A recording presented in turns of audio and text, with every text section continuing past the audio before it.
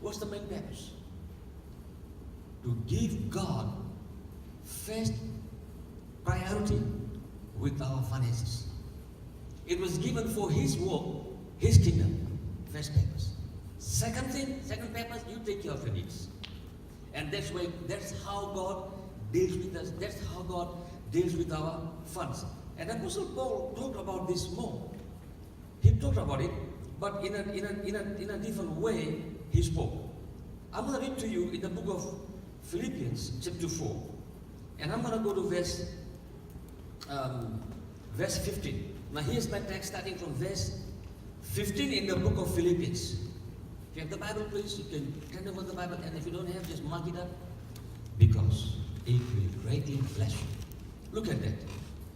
Now, ye Philippians, know you also that in the beginning of the gospel, when I departed from Macedonia, no church communicated with me concerning giving and receiving, but ye only.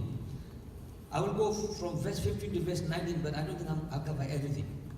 But I want to just let you know, I'll do my best to cover this, what I'm about to preach.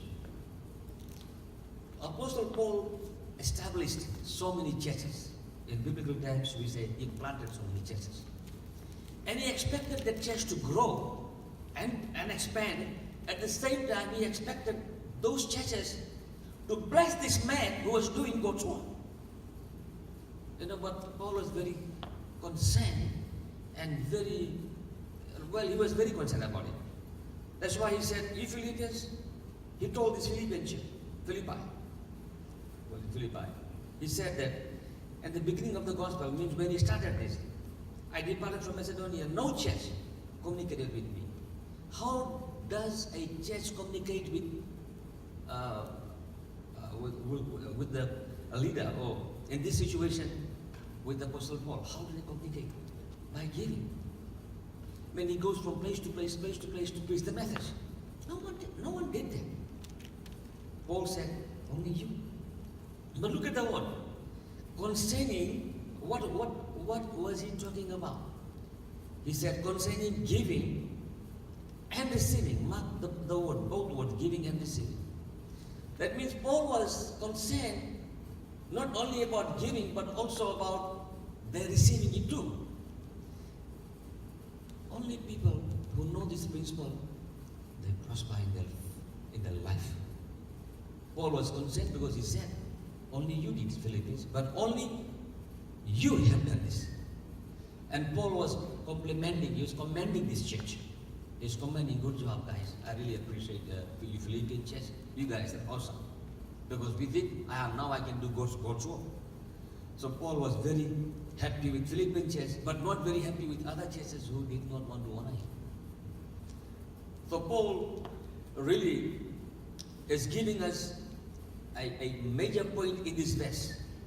He is in this verse, we are going to look at what Paul is expecting this church to do. He is expecting, number one, that churches where he established, bless this man of God, bless this man so he can continue the work. Without money, you cannot do nothing. Anybody's going to work with empty gas tank?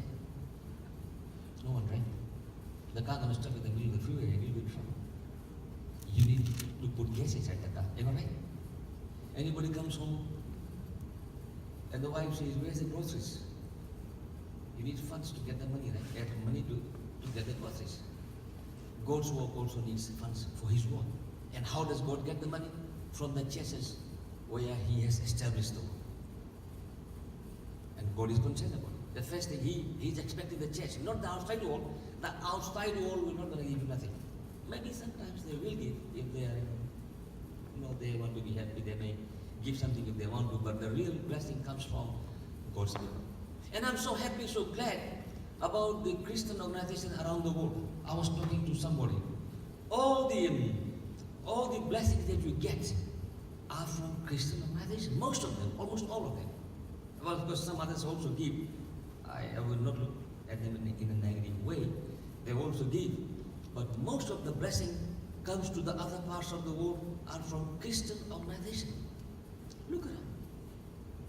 Name some. Salvation Army. Right? Voice of the Matthias. Voice of the Matthias.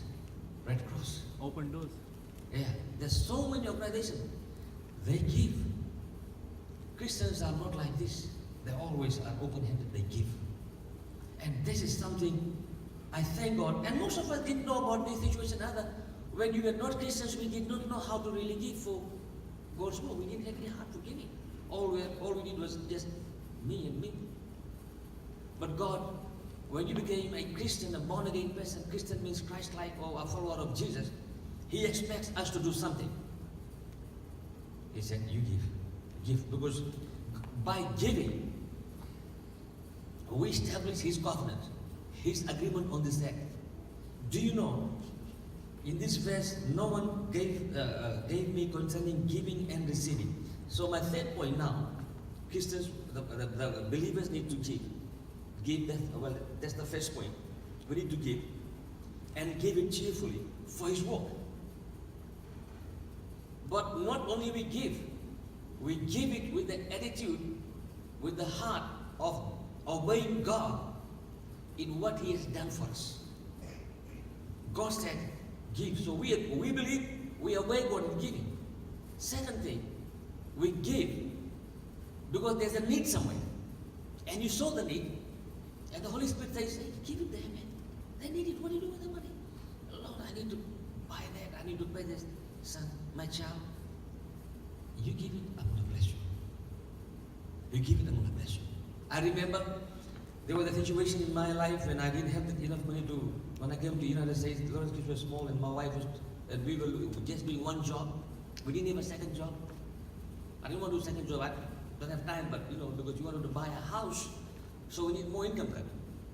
Then I'm praying, saying, God, how can I get a house? Because I don't want to live in an apartment. There's no privacy here. We have meetings, we can't even hold meetings here. What shall I do, God? I prayed for a week or so. Well, it did. God doesn't take 1 or 2 weeks or 1 month. It's on our part when we search God with our heart and we really serious about what we're praying for. God spoke to my heart. He gave me a book to read first. It was by Copeland. The book's name was Giving and Receiving. Giving and Receiving. I read the book, small booklet, but that book had so much wonderful teaching in it. After reading the book, I took $500. It was 1998. 1998. And I took the money and I gave it to a preacher because he needed the funds. When he came first, when he asked about funds, I didn't want to give it to him because God said, son, don't show that attitude. Give it. I said, Lord, I don't have it. I said, what are you praying for? I said, I'm praying for my wife's job. Sow it for your wife's job. Means you give it for them, I'll take care of your wife. Job. So I gave it up. I said, Lord, I release it. And I claimed it. Luke 6:38, I claimed it. Just 3 to 5 days later, this is what exactly happened. Bank of America calls and they say, Manjula Lachman, you applied for the bank job? She said, yes. Please, can you come for the interview? She went for the interview. She was hired on the spot. And then she went for training for 2 weeks. And until now, I only gave 500, but until now she's getting more than that every second week. Amen. God honored us. But we never stop giving. Paul wrote, giving and receiving. So in other words, don't just give. Make a decision to receive it too. Amen. Receive it too. Or what do you receive? You receive what your needs. You need maybe you say, Pastor, I have a 10,000 credit card debt. How much? 10,000. I'm praying for God to wipe it out. Yeah, but God has to work on something. You sow it first, you give it first. And so, Lord, how much shall I give? Now $10 will not gonna be enough, right? $10 blessing is like the seed is small, probably a bigger, a little bit more. Say, Lord, how much shall I give? And where do I give? The Spirit of God will direct you where to give. You sow it in faith, believe in it, He'll take you on the need. Pretty soon, that's the money that you How will it come? I can't figure it out. I don't want to know. I mean, that's not my problem. But He's going to use ways you are least expecting to come from. Peter was praying, fishing. I'm going to stop. Peter was praying and fishing all night. He could not even catch a single fish. Then Jesus came and said, Peter, throw to the other side. When Peter threw the net was about to break. Peter was least expecting the fish to be found there. And guess what? The fish where he found was shallow water. There are two places where one was deep place, the other place was shallow. Shallow water, I don't catch that kind of fish. Guys, God will make a blessing to you where you least expect it. It will come to you in mysterious ways. But your job is to give and receive both. Don't just give it, you receive it both. Amen?